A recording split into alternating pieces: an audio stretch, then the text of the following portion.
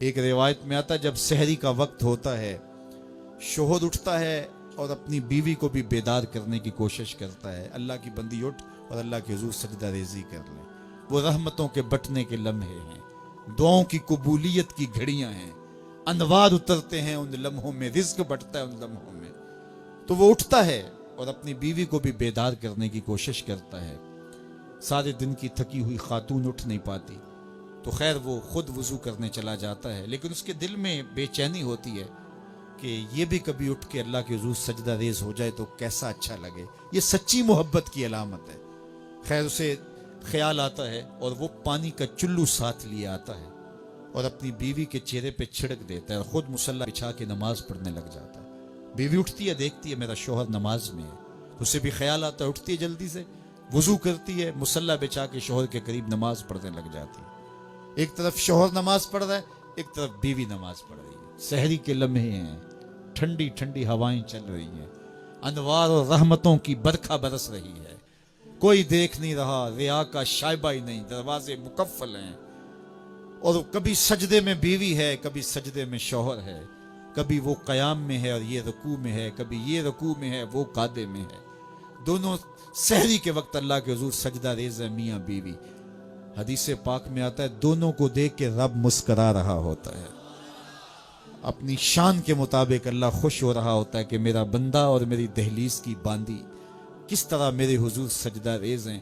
اور اگر ان کو پتہ چل جائے نا کہ سجدے میں کتنی رحمتیں اتر رہی ہیں، وہ سجدے سے ساری نہ اٹھائیں۔ 5 گانا نماز کا شعار بنا لو زندگی میں، کبھی قضا نہ ہونے پائے، اور اگر اللہ نصیب کرے تو سحری کے سجدے بھی زندگی میں شامل کر لو۔ دیکھنا زندگی کس طرح ٹینشن فری ہوتی ہے۔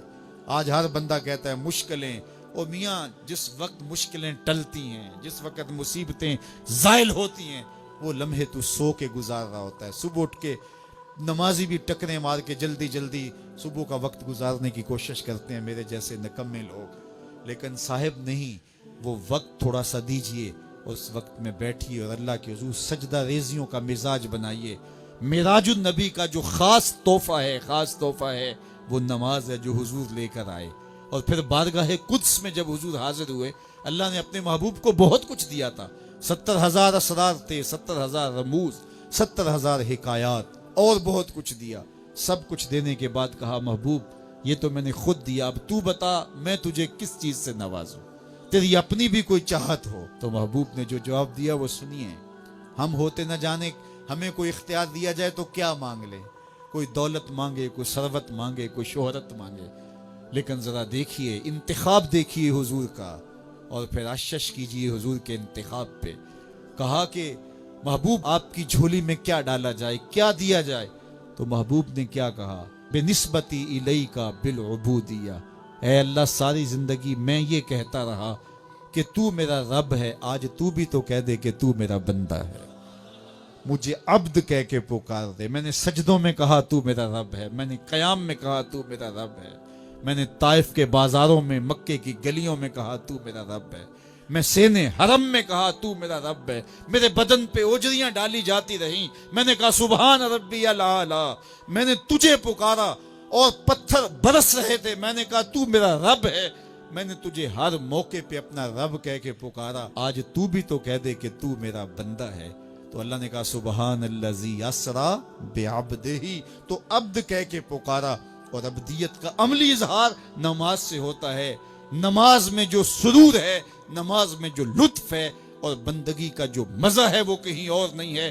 حضرت سیدنا غوث اعظم رضی اللہ تعالیٰ عنہ فرماتے ہیں کہ ولایت میں جو سب سے بڑا مرتبہ ہے جو ولی کو نصیب ہو جاتا ہے، وہ مقام بندگی نصیب ہوتا ہے، وہ عبودیت کا مقام ہے جو بندے کو نصیب ہوتا ہے۔ تو یہ بندے کے لیے معراج ہے، اسی لیے کہا گیا صلاۃ معراج المومنین، نماز مومن کی معراج ہے۔ حضور تو وہاں تک پہنچے جہاں کسی کا تخیل بھی نہیں پہنچ سکتا، لیکن بندہ اس معراج کا حصہ لینا چاہے اور اس کی برکتیں سمیٹنا چاہے تو پیشانی سجدے میں رکھ کر کے اللہ کے حضور بندگی پیش کرے۔ اللہ ہم سب کو اپنے حضور عجز و نیاز کے سجدے نصیب